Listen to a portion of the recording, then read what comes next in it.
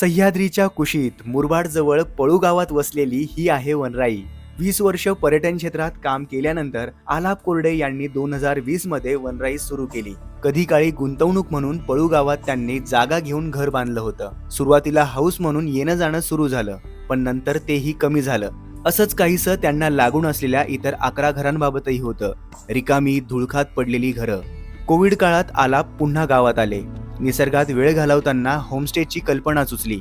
Covid संपल्यावर आपल्या आठवण या बंगल्यापासून वनराईला सुरुवात केली.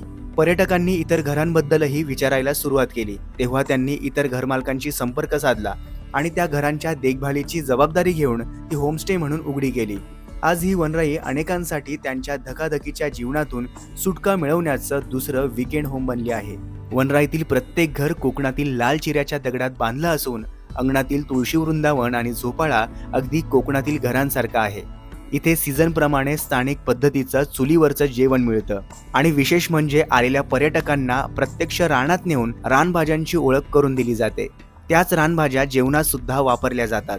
याशिवाय इथल्या स्थानिक लोकांसोबत शेती करण्याचा अनुभव इथे मिळतो. इथे आजूबाजूला आंबा, चिक्कू, फणस सोबत मोहाची अनेक झाडं आहेत. वनराईला लागून एक सुंदर तलाव असून तिथे बसून पक्षी निरीक्षण करता येते. याशिवाय इथे मोर, वानर, शेकरू यांसारखे प्राणी पाहायला मिळतात. इथे आलेल्या पाहुण्यांसोबत ते खास गोट्या, टिक्कर, डब्बा ऐसपैस सारखे गावातील जुने पारंपरिक खेळ खेळतात. तसेच लहान मुलांसाठी वेगवेगळे कॅम्प्स ऑर्गनाईज केले जातात. पर्यटकांसोबत आज वनराई अनेक कलाकारांसाठी एक नवसंजीवनी ठरली आहे. अनेक नाट्य संस्थांकडून इथे नाट्य वाचन, फिल्म रिडिंग सारखे उपक्रम तसेच कार्यशाळा भरवल्या जातात. सामाजिक बांधिलकी राखत इथल्या स्थानिक लोकांसाठी वर्षातून एकदा खास सांस्कृतिक कार्यक्रमांचं आयोजन देखील केलं जातं. आज वनराईमुळे गावातील तरुणांना रोजगाराची संधी मिळाली असून इथला संपूर्ण स्टाफ हा स्थानिक आहे.